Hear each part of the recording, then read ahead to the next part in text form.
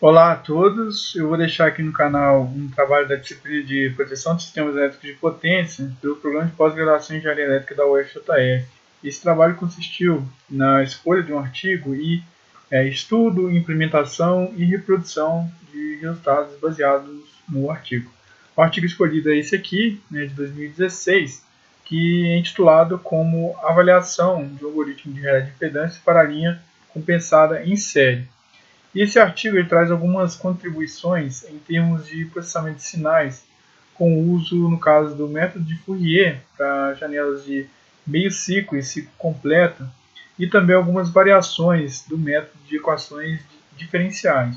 Então, esse artigo ele é muito importante, porque ele trata, no caso, da compensação série e do relé de impedância. Nessa ocasião, todos os dados são fornecidos aqui por esse artigo. Então, um sisteminha de duas barras, com duas gerações, uma geração em cada terminal, um relé em cada terminal, uma compensação série no meio. Aqui, ilustrativamente, coloco uma falta antes e depois da compensação série. Ele fornece aqui todos os dados, embora eu senti falta de alguns dados aqui para a simulação, que eu vou explicar como que eu fiz aqui para poder preencher essa ausência. Aqui também os dados do MOV. E apresenta aqui o método de Fourier, no caso, para a janela de meio ciclo e ciclo completo da frequência fundamental, os resultados que ele obteve, e também pelo método de equações diferenciais. Então ele apresenta aqui algumas variações em cima desse método, e também a discriminação da direção da falta, de maneira mais específica, do tratamento do relé direcional, da função 67, que é importante nesse contexto. A gente vai ver por que também. E alguns dados eu fui encontrar nesse artigo, que ele usa um sistema muito parecido, mesmo autor, embora esse artigo seja bem mais antigo. Todos os dados são iguais e alguns dados que ele omitiu no outro artigo eu encontrei nesse daqui. Como, por exemplo, a susceptância shunt. Eu encontrei exatamente aqui, nesses dados aqui, eu preenchi com essa susceptância desse artigo aqui. E com isso, então, eu vou fazer uma introdução, vou falar do sistema estudado, a implementação, resultados de discussões e as considerações finais. Então, esse artigo ele faz uma análise do algoritmo de relé de impedância para a linha de transmissão compensada em série e aborda, no caso, pelo método de Fourier para a janela de meio ciclo e ciclo completo, também algoritmos baseados em equações diferenciais. Considera também pré-filtragem adicional e combinação com método de equações diferenciais. Fornece estudos também com respeito ao relé direcional. Fala um pouquinho dos tradicionais, de polarização cruzada, de sinal de tensão, polarização de memória, variações por combinação, processamento de sinais. Pode ser conferido o estudo aqui lá no artigo, que eu não vou abordar de maneira específica do relé direcional. E, no caso, a implementação foi feita para o relé de impedância para a janela de um ciclo completo pelo método de Fourier, no caso. E o sistema de compensação série, nessa ocasião, ele visa aumentar a potência a ser transmitida, a capacidade de transmissão de potência, melhorar as margens de estabilidade do sistema, reduzir perdas elétricas, permitir um controle de tensão aprimorado e um controle do fluxo de potência, e os custos de instalação não excedem de 15% a 30% da instalação de uma nova linha, e é imune às preocupações ambientais. Este sistema de compensação série é constituído de bancos de capacitores e sistemas de proteção, conhecido aqui como MOV, Metal Oxide Varistor. E a partir do MOV, a partir do seu varistor, a gente tem atuação contra sobretensões sobre o capacitor série. O reator de amortecimento limita correntes de descarga do capacitor resultante do fechamento do gap de ar ou do disjuntor em derivação. Em casos de excesso de energia no varistor, o gap é disparado. O disjuntor em derivação é responsável, em casos de condução de gap mais estendida ou outras contingências, por operação de maneira automática. E a presença do MOV torna as características de falta não lineares. É por isso que tem a importância desse artigo, além de outras considerações que a compensação série e o MOV podem provocar, como inversão de fluxo e oscilações de subharmônicos, transitórios adicionais também causados pelo entreferro, acionados pela proteção térmica do MOV, O sobrealcance é a característica mais crítica, tendo em vista que a compensação série ela reduz a reatância da linha. Então, o sobrealcance é uma consequência dessa ocasião e é a mais crítica conhecida. O oposto também pode acontecer, que uma proteção de distância pode falhar ao detectar uma baixa corrente na linha protegida. O que se busca é maior velocidade de operação nessas condições, embora não seja o fator mais importante, a velocidade também almeja-se velocidade de operação. Inclusive, nessa relé de distância, por exemplo, função 21, uma técnica é utilizar, por exemplo, teleproteção, para acelerar a velocidade de operação. Por exemplo, a zona 2, que não é instantânea, é temporizada, então uma forma é utilizar até teleproteção, e também há investigações na literatura nesse sentido. E esse artigo em específico está no contexto de investigação de melhores algoritmos de medição de impedância e processamento de sinais, e também a melhoria de algoritmos auxiliares, melhorias no caso da função 67 do relé direcional. Um relé de impedância ele trabalha com uma impedância aparente, uma impedância que é vista dos pontos de instalação dos transformadores de instrumentação, TPs e TCs. Os TPs amostram sinais de tensão e os TCs amostram sinais de corrente, e a razão desses sinais de tensão e corrente permite calcular aqui a impedância, que eu coloquei como módulo, porque o relé de impedância ele vai trabalhar de certa forma com módulo, e por isso é necessário a utilização de um relé direcional. Esse módulo define essa circunferência aqui, no caso, de acordo com o que é setado na zona de proteção. Então, existem algumas zonas de proteção. Por exemplo, a zona 1 ela é setada com 85% ou 80% do valor da impedância que é enxergada pelo relé para a atuação de maneira adequada. A zona 2 é setada e parametrizada com um valor aí de 120% a 150% da impedância que é enxergada. E com isso, a operação se dá quando é enxergado o valor de impedância aqui dentro desse círculo, que é limitado por esse valor que dizer, né, que é estabelecido aqui, é um módulo nesse sentido aqui. Então, esse valor dizer aqui limita a operação do relé. Vamos supor que esse valor dizer aqui estabelece aqui a zona 1, né, com 80% a 85% da impedância da linha.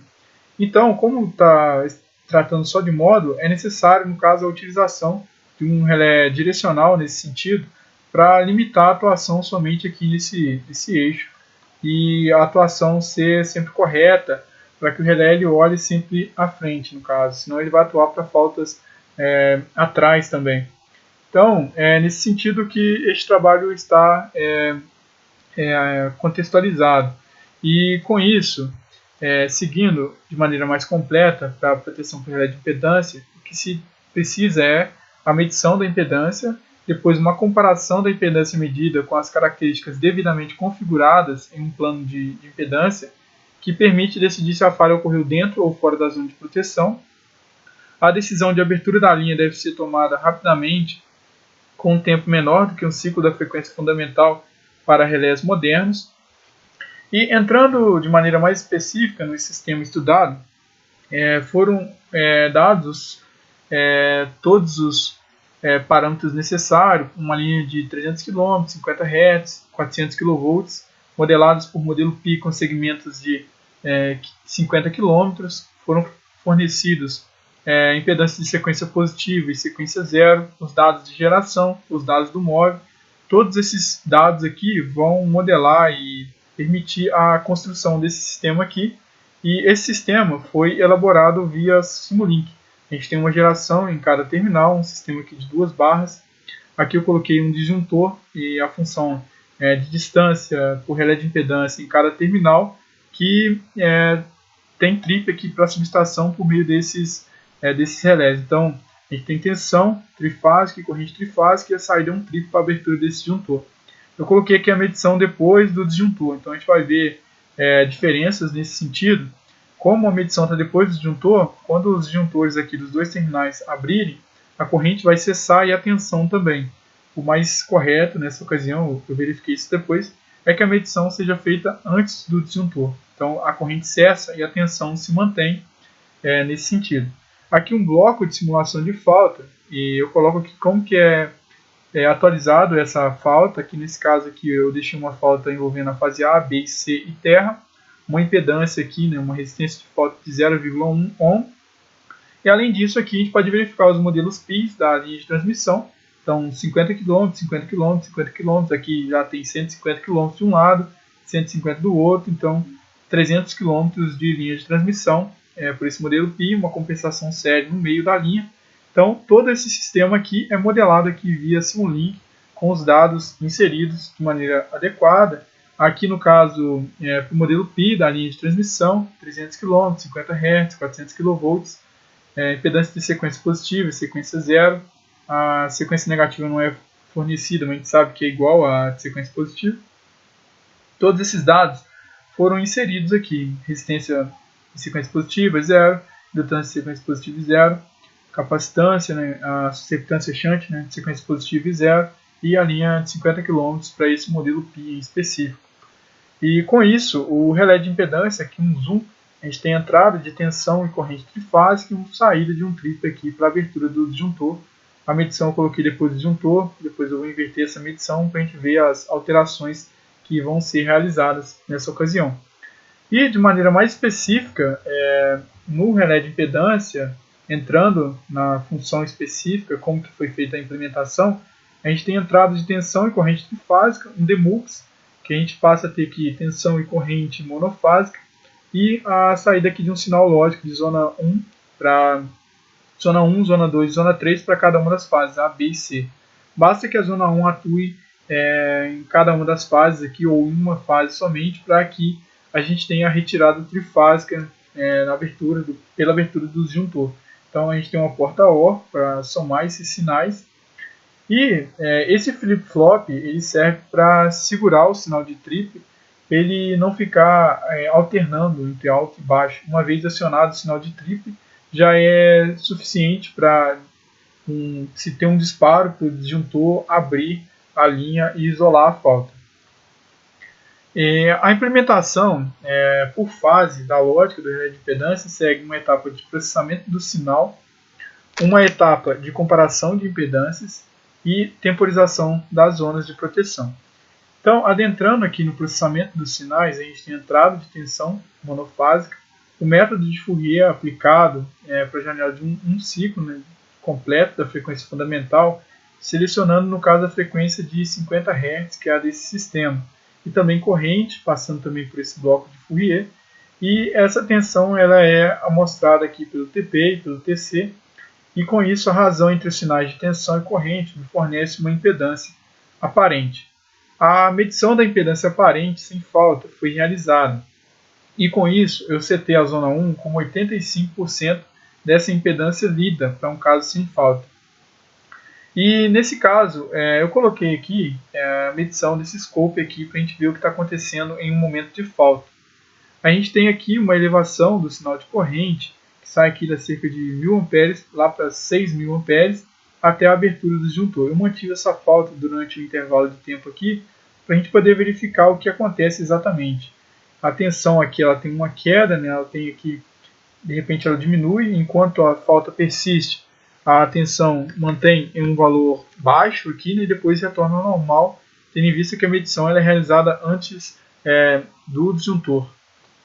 E com isso eu coloquei aqui também esse bloco de Fourier, como que ele é empregado. Então eu selecionei aqui a frequência de 50 Hz, então um bloco que faz a análise de Fourier para um sinal de entrada aqui, para a janela de um ciclo da frequência fundamental. E com isso, a etapa de comparação de impedâncias ela segue da seguinte forma. Supondo, por exemplo, que a gente tem uma impedância que é menor do que o Z1, ou seja, a gente está exatamente dentro dessa circunferência aqui, o que vai acontecer é que nessa lógica aqui empregada, eu vou comparar com o Z1. Essa impedância lida, que está dentro daquele círculo, é maior do que o Z1, que o parametrizado em Z1? Então, não. Não é maior do que o Z2 também. Não é maior do que o Z3. Então, a gente tem um sinal aqui zero de saída. Então, a gente tem uma comparação com zero. Então, há atuação em zona 1. Supondo que a impedância seja maior do que Z1 e menor do que Z2, a gente vai ter um somatório aqui igual a 1, a gente compara aqui e daí a gente tem a atuação em zona 2. E da mesma forma aqui para a zona 3, em que a impedância é maior do que Z2 e é menor do que Z3, e com isso a soma dos sinais vai ser, no caso, 2, e portanto a atuação em zona 3. Nesse sisteminha, que a gente só tem uma linha de transmissão e duas gerações, só faz sentido a gente falar de zona 1 e zona 2. A zona 2, ela protegeria de 120 a 150%. Então ela protegeria a linha em questão e também 20% a 50% de uma outra linha. Nesse caso, só faz sentido também falar que a zona 2 vai proteger 100% da linha, né, o máximo ali possível. E a zona 3 não faz sentido também a gente falar que ela protegeria ainda mais, né? Então também ela protegeria ali até 100% também. Nessa ocasião ela pode até ficar desligada em relés digitais, por exemplo. Na temporização das zonas, a gente coloca um certo delay aqui. A zona 1 é instantânea nesse caso, então a gente coloca a atuação de 0 segundos, assim que tem o trip, o disjuntor abre de maneira instantânea. Esse tempo de demora para abertura do disjuntor é só o tempo mesmo que o equipamento leva para abrir a linha. E a zona 2 já é temporizada, normalmente aí de meio segundos. A zona 3 também é temporizada, normalmente aí de 1 segundo de delay. E aqui a medição da impedância aparente para um caso sem falta, do ponto de vista da subestação A. Então a gente vê aqui a impedância medida, o TP, valor de tensão, enxergado pelo TP, e o valor de corrente, enxergado aqui pelo TC. Esses sinais aqui é mostrado de tensão e corrente. E também, para o outro lado da linha, na subestação B, a gente vê aí a impedância aparente, a tensão amostrada pelo TP e a corrente amostrada pelo TC. E aqui a gente parametrizando, no caso, as zonas de atuação com instantânea para a zona 1, meio segundo de delay para a zona 2, 1 segundo para a zona 3, 85% para a zona 1, para a atuação em zona 1, e a impedância de zona 2 como todo o comprimento da linha, e o mesmo para a zona 3. O mesmo aqui é feito também para o relé do outro terminal da linha. Instantânea em zona 1, meio segundo de delay, 1 segundo em zona 3, 85% da impedância aparente vista para um caso sem falta, e a proteção de toda a linha por zona 2 e zona 3. E partindo para a etapa de resultados, eu apliquei então um curto bifásico terra. E esse resultado aqui, por si só, esse sinal de corrente já pode ser verificado que é um curto bifásico terra. Eu mantive a falta por um certo intervalo de tempo para poder observar essas diferenças aqui entre os sinais. A medição, no caso, está depois do disjuntor. Então, o sinal de tensão ele cessa junto com o sinal de corrente quando há a abertura da linha pelos disjuntores. A gente pode ver aqui, como é um curto bifásico, a corrente de duas fases se eleva instantaneamente aqui durante o intervalo da falta, que é perfeitamente coerente. O resultado trazido pelo artigo é justamente esse aqui. A gente vê que a gente tem uma corrente aqui em torno de 1000 amperes, que se eleva lá para a ordem de 4000 amperes. É exatamente aqui o mesmo resultado que eu obtive nessas simulações. Então, embora a janela de tempo dele aqui é de 0,12 segundos, eu mantive uma janela de tempo aqui maior para 0,5 segundos. E a gente pode observar o mesmo comportamento, praticamente idêntico aqui. O mesmo também para grandeza aqui de tensão. O mesmo resultado foi obtido. Seguindo para um curto monofásico, envolvendo aqui a fase A, né, de sinal A, a gente vê aqui a elevação da corrente nessa fase, nesse curto monofásico, e também a alteração aqui no sinal de tensão até a abertura da linha. Um curto trifásico terra, então a gente vê aqui as três correntes se elevando e depois a abertura da linha, cessando a corrente e depois cessando também a tensão.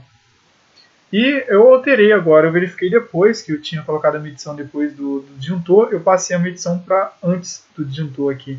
Então o que vai acontecer o que é esperado, né, é que essa tensão aqui elas se mantenham aqui depois da falta, porque o disjuntor ele vai abrir, né, vai cessar a corrente, mas a tensão está sendo medida antes do disjuntor. Então, aplicando uma falta do tipo bifásico terra, um curto bifásico terra, envolvendo aqui as fases de sinal A, de sinal 1 e sinal 2, né, fase A e B, a gente vê aqui que é um curto bifásico, né, essa elevação de corrente aqui, e a gente vê que a tensão se mantém. Eu aumentei aqui a janela de simulação para 1 segundo e apliquei a falta aqui nesse instante. A gente tem a atuação instantânea nesse caso aqui, eu não mantive a falta por um intervalo de tempo. E aqui a corrente RMS vista da subestação A, a gente pode ver que o curto envolve exatamente as duas fases A e B. E também aqui lá pelo ponto de vista da subestação lá do outro lado, na subestação B, com atuação instantânea, a gente vê que a corrente vai a zero, e essa aqui é a corrente RMS. Um curto monofásico, a gente pode ver exatamente que é um aumento repentino da corrente e envolvendo aqui a fase A nessa ocasião. E a mesma coisa é mostrada aqui, no caso, a corrente RMS da subestação A. A gente pode ver que uma fase que se eleva o valor de corrente, aqui lá do ponto de vista lá da subestação lá do outro lado. E agora um curto trifásico terra. A gente pode ver que as três fases aqui são alteradas com seu valor de corrente. A gente tem uma elevação dos valores de corrente nas três fases. Aqui, no caso, a corrente RMS da subestação A e a corrente RMS da subestação lá do outro lado, a subestação B. E eu trago esse gráfico aqui para mostrar o que acontece quando tem a falta. A impedância aqui, vista no terminal da linha, explode, vai para infinito. Eu custei para entender, mas o que acontece é que a linha é aberta, então a impedância é infinita, vamos dizer assim. Então é natural que essa impedância aqui ela vai explodir quando a linha é aberta. Aqui a medição de tensão e a medição aqui do TC vai para zero porque a corrente ela cessa. E da mesma forma na subestação lá do outro lado, visto do outro lado, com TP e TC e a impedância aqui explodindo com a abertura da linha. E como considerações finais, a gente viu no caso o método Fourier com o uso da janela de um ciclo, que é no caso o bloco que tem no Simulink ali, para frequência fundamental de 50 Hz. O artigo apresenta outras variações do método baseado em equações diferenciais para aplicação em relé digital e em compensado em série. E a gente viu que há necessidade também da investigação do relé direcional, que ele é usado de maneira complementar ao relé de impedância, uma função auxiliar.